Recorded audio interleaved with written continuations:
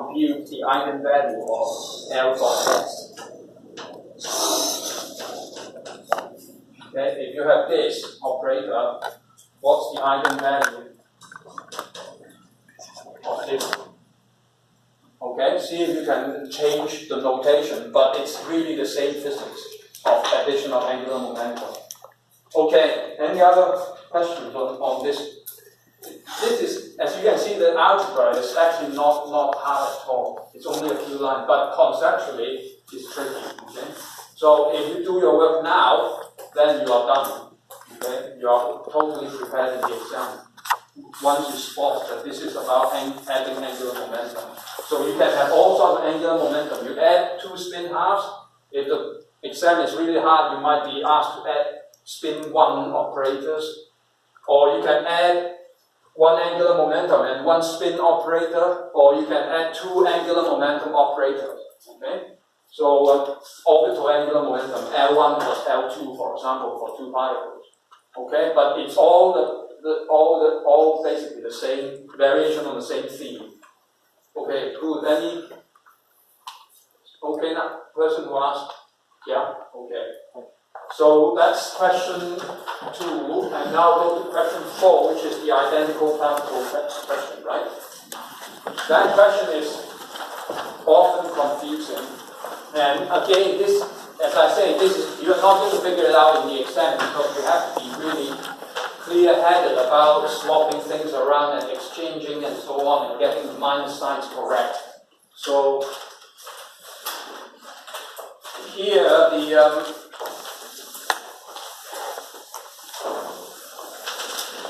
and again, at the end of the day, that is yet another variation on the same theme, because you are asked basically about, typically about the two-particle wave function, typically of two fermions. Sometimes you are asked about two bosons, and then you have to work out something about the way they interact or something. Okay, so question 4, which part was it? Part C, which is the last part, okay. So, yeah, so in the solution, some of the notation is a bit weird. I didn't realize there was some, it could have confused you a little bit. But basically, what we have is two electrons, and I need to write down the possible, so actually I have to write down the possible two-particle wave function, so let me do part B first, because I need that anyway. So the two possible two-particle wave functions is, so I need two labels, x1 and x2.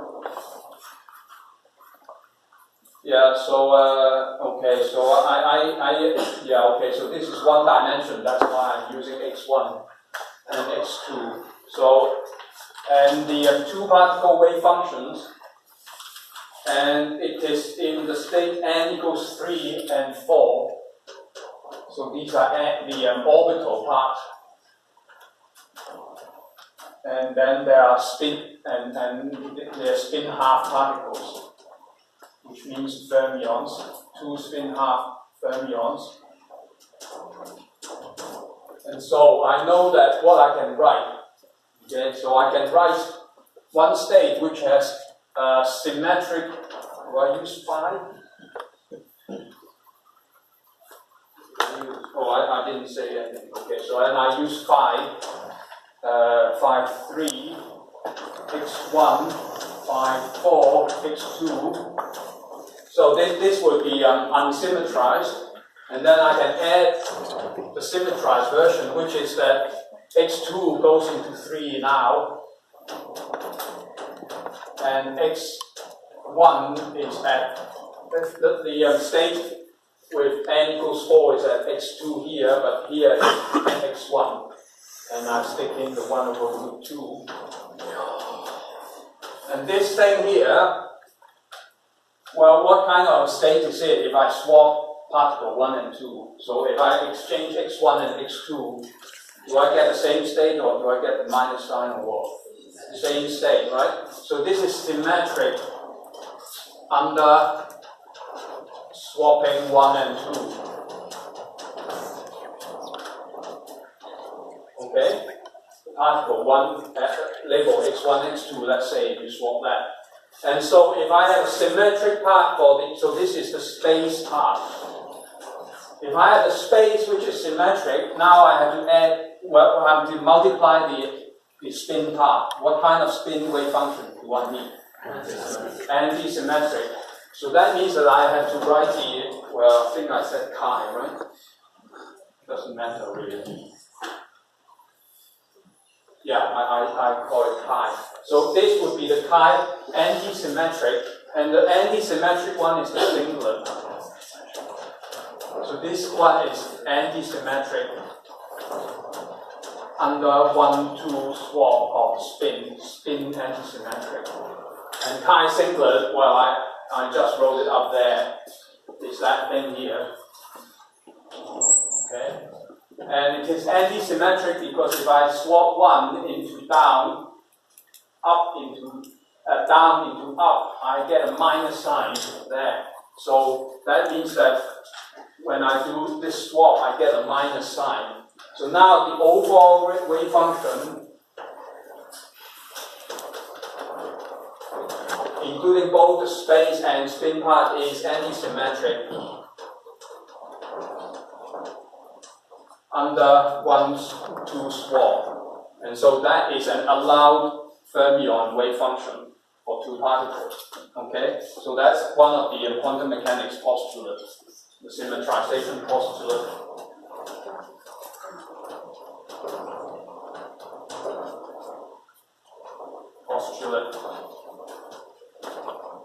Okay?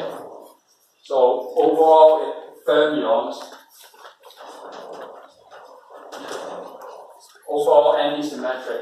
So that one is one of them. So let's call this the singlet one.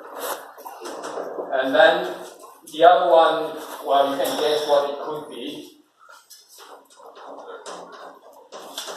So instead of a plus sign here, I can choose the minus sign, and I get the anti-symmetric combination. So let me just write it out quickly.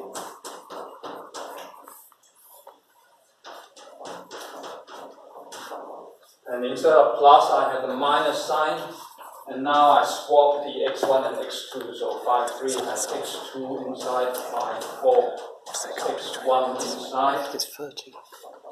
And now I multiply it by chi triplet.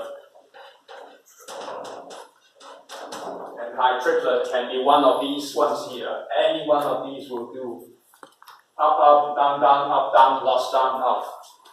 And this is okay because this thing here is anti-symmetric in space. And this thing is spin symmetric when you swap 1, 2. So I call this stable triplet. Okay, so we have two possibilities for the wave function. Now we have to do the TDS calculation.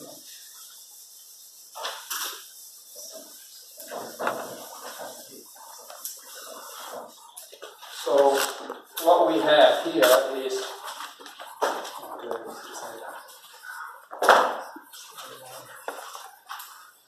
okay, so what we have here is okay, so these are possible eigenfunctions when the two particles, two fermions, are not interacting. Okay, and that was a bit of bookwork at the beginning, which shows that when in the lectures that if you have particles that are not interacting, what that means is that you have H is basically equal to H1 plus H2, where H1 is, let's say, the P1 squared over 2m plus V of X1. And that one there means that I'm talking about V by Vx1. So P1 is minus IH bar V by Vx1 and so on. And H2 is similar for the other particle. And then when that happens, your psi of x1 and x2 are just simply phi of x1 times phi of x2. These are the single particle eigenstates, okay? These are, so h1 mapping on phi of, let's give them a label AB. That gets me some energy for the first particle. So this is single particle wave function.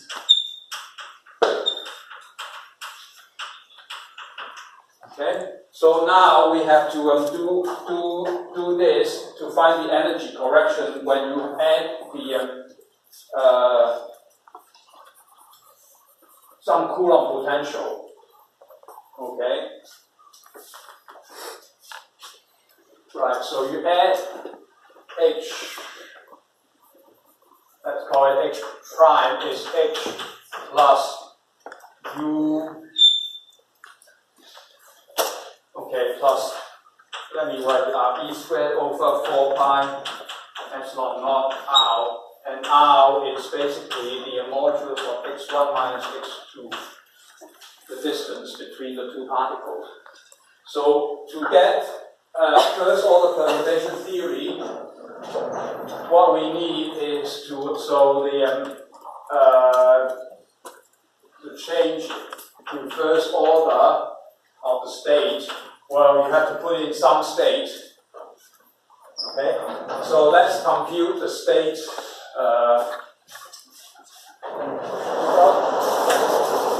So let's compute what I call the psi singlet state. So I had to compute the psi singlet state. And then I put, so for perturbation theory, I put the perturbing operator, which is this E squared over 4 pi epsilon naught. So let me write out x1 minus x2 so that you don't get confused. And then I have psi singlet. Okay, so now it's a tedious matter of writing out the whole long damn thing. Now the thing is that you have to keep track of the quantum numbers of each of the states here, and so you have to write. And here I have two coordinates, right? So you should expect that I need to integrate for both coordinates. And in the answers, for some reason, I wrote down some really compact notation, which actually could be confusing, I realize. But really, I wrote down dy, but in fact dy is really d of x1 and d of x2, okay? So that's to write it out completely. Okay, I don't know if that confused some people, but you really need to write out, so you have to integrate over both coordinates at the end of the day, okay? Because you know that these wave functions depend on two coordinates, but at the end of the day you only have a single number, right? You have to integrate everything. So you have to integrate x1 and x2. And then the rest is just writing out. So the 1 over root 2, I multiply, there's 1 over root 2, 1 over root 2, so overall there's a 1/2. And then I have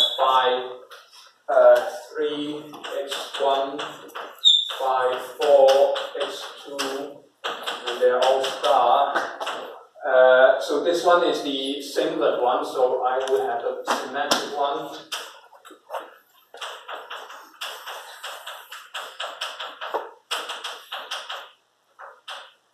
Okay, and then I have the E squared over 4 pi epsilon naught x1 minus x2, and then I have the rest, 5, 3, x1, 5, 4, x2, plus the other combination, 5, 3 of x2, 5, 4 of x1. Now, you ask the question, what happened to the spin part, right? Because the wave function has both the spatial part and the spin part. So in principle, I can stick in the chi singlet. And if you like, I could write it in bracket notation because I'm using bracket notation. So there will be one here, and then there's another one here. But notice what's going on. This perturbing thing doesn't have any spin operators, so it doesn't care about the spin wave function.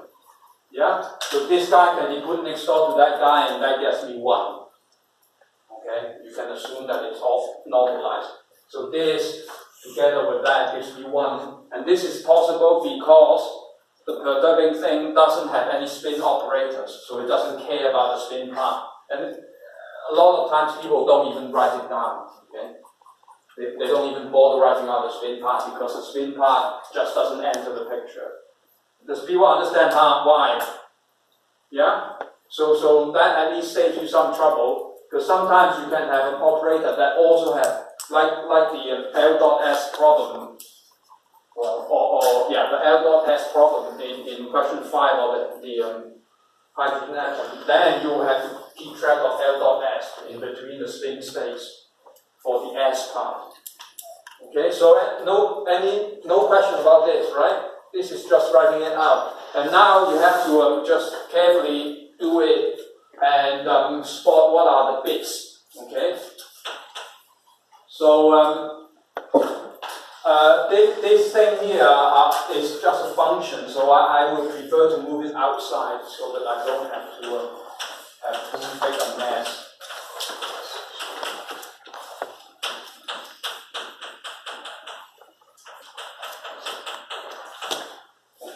So now I just have to multiply. So I have got 4 terms that I need to multiply out. So the first one is phi 3 star x1 phi 3. Let me just write, instead of x1, I just write 1 there, yeah? Because otherwise it will take me forever. So I just write 1 there, which means x1, and 2 here, which means so this is x1 and this is x2. And then this term I multiply by this. Okay? So I have phi 3, 1, phi 4, 2. Okay, so that's the first term, yes? Multiplying this term, and this term here.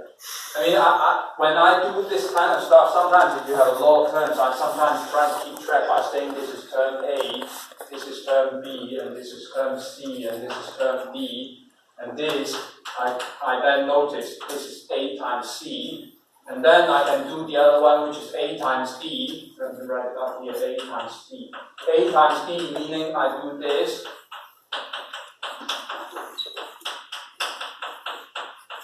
right? And now I multiply D, which is this part here. And again, I mean, all this tedious stuff, if you do it now and learn it, then you have a much better chance of doing it in the exam, because in the exam you're under time pressure and you're panicking and all that, and you don't want to have to then try to figure it out then. Okay? So try to do these calculations now and get the practice in, and then it becomes almost mechanical once you get into the exam. So I've got 2 terms, then the other 2 terms will be this one multiplying those guys there. And I'll write the BC term here. So I write phi 3 x2, so phi 3 of phi 4 of 1, okay? This one times C, which is this thing here, phi 3 of 1, phi 4 of 2. So this term is B multiplied by C. And then finally I have B multiplied by D, which is phi 3 of 2, 4 of 1, okay, 2, 1, 2, 1, times D, which is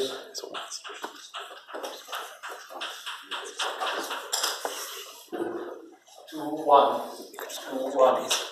So this term here is B, E term, and that's it.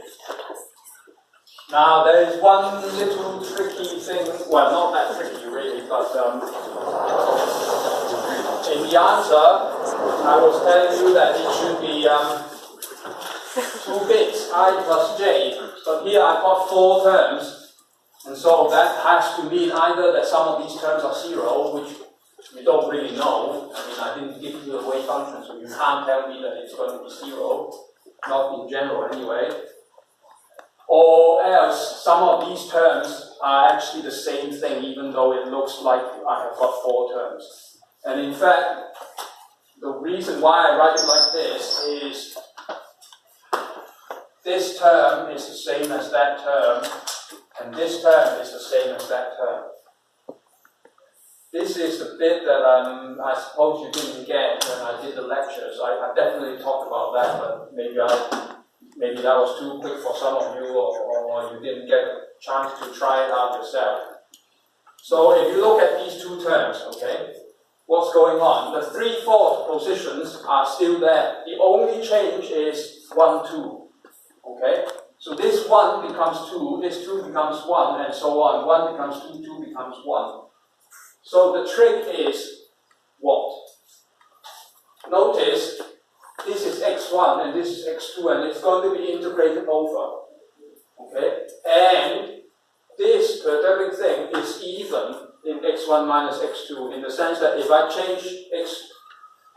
swap around x2 minus x1, it's still the same because I have a modular sign. It only depends on the distance. It doesn't depend on which one is to the left or right of each other. So in fact, this thing is even under x1 swapping with x2 because of the modular sign. And here, basically, I can do a swap. Or technically, what it is really doing a change of variable for this term. Okay? So if I do a change of variable, so how do I only need to do the change of variable for the second, for one term.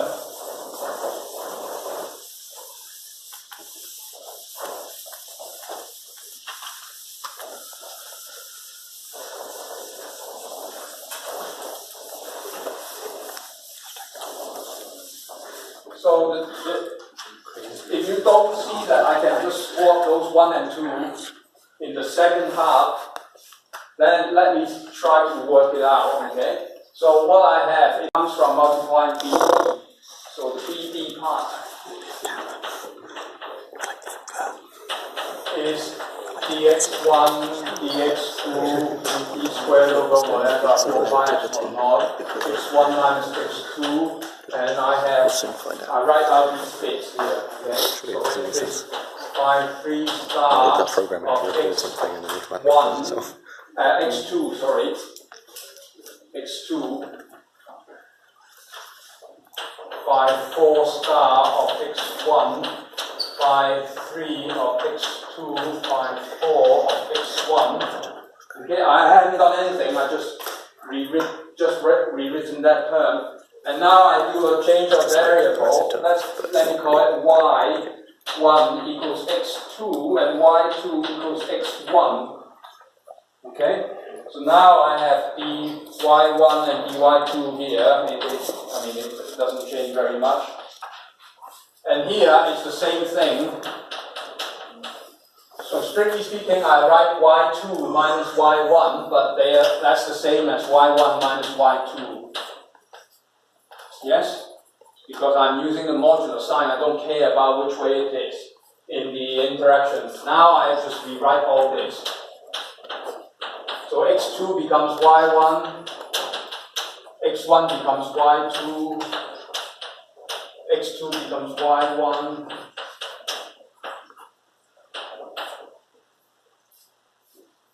okay?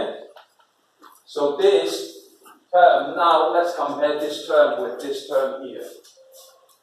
So let's just look at the indices. 3, 1, 4, 2, 3, 1, 4, 2. I don't care whether I call it Y or X or Z or you use your symbol or your emoji even. So I have 3, 1, 4, 2. If you do that in the exam, I'm going to sidetrack. I don't want to see emojis in the exam. Even if you can't do the question or you actually was happy that you could do the question. So I have 3, 1, 4, 2, 3, 1, 4, 2. Just like a winky 3, 1, 4, 2, 3, 1, 4, 2. The other one is again 3. The other one, yeah. So the other bit, the second bit, the bit without the star is 3142 also, and it's 3142. So in fact, this is the same as the AB term. Okay, so these two terms really are the same. Okay, so after all this calculation, do everybody see that they are now the same? Yes? No? I know that some of you have seen it even before this, but the people who don't understand, someone asked me before this class actually. Yes? So basically those two terms are the same, and I leave it to you to check, okay? These two terms are the same again. And it works only because this function doesn't depend on which way you have x1 minus x2 or x2 minus x1, okay? So I could have written it as x2 minus x1 modulus. It's the same thing. So at the end of the day, those two terms are the same. So now I end up with just, so have people written it? So if they are the same, then life is easier. If you have to do the integral, you should really do that, because instead of doing 4 integrals, you only have to do 2 integrals. Okay? So then now I can rub off this, because they are the same, and then the factor of a half disappears. Okay? So that's the moral of spotting that those two terms are the same. And in fact, a lot of times when you have these identical particle questions, quite a lot of you should really be on the lookout for things which are the same. Any questions about this? That was a very long time to figure out where the half disappears. So in the exam, can we state that these two terms are equivalent, or? Yeah. You should say that those two terms are the same because, or after swapping x1 and x2, okay? And under the integral, say something like this, and you don't have to show all this, but you have to clearly state that those two terms are the same when you swap x1 and x2 and then integrate, okay, in the second term. Okay, so that's the wrong place. Okay, so I see one of your mates to tell me that it's time to break.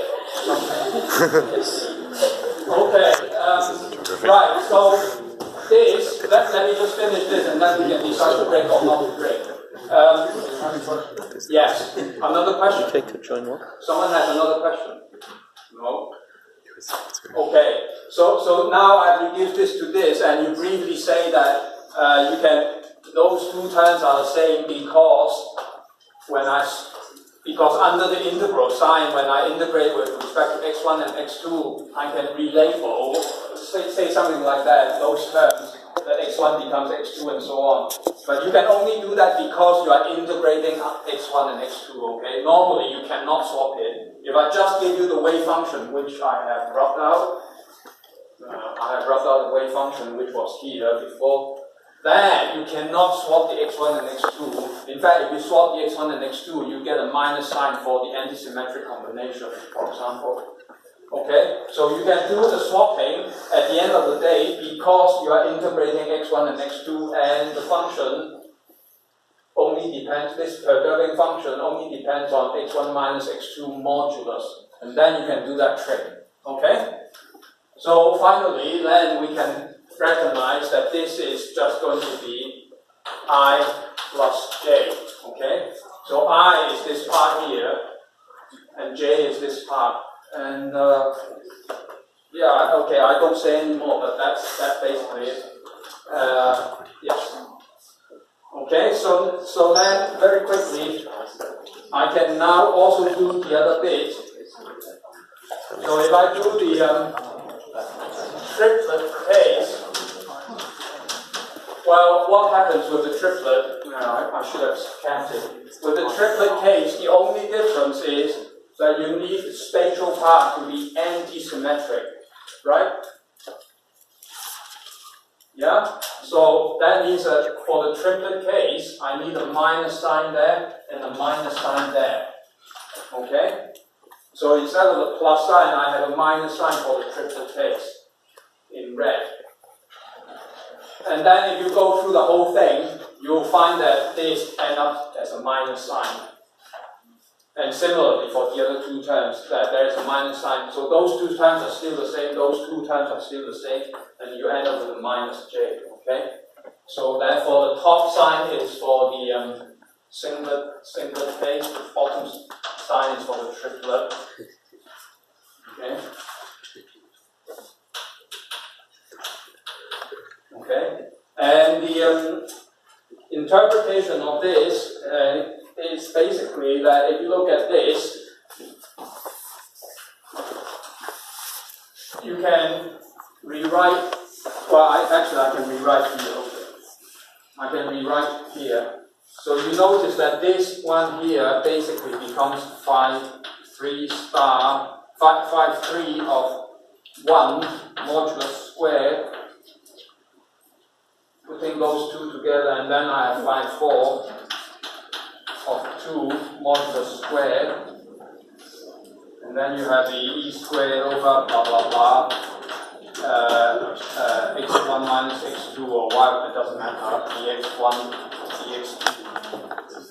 So that's so this basically, you know that this is basically the probability of finding particle 1 in state 3. This is the probability of finding particle 2 at state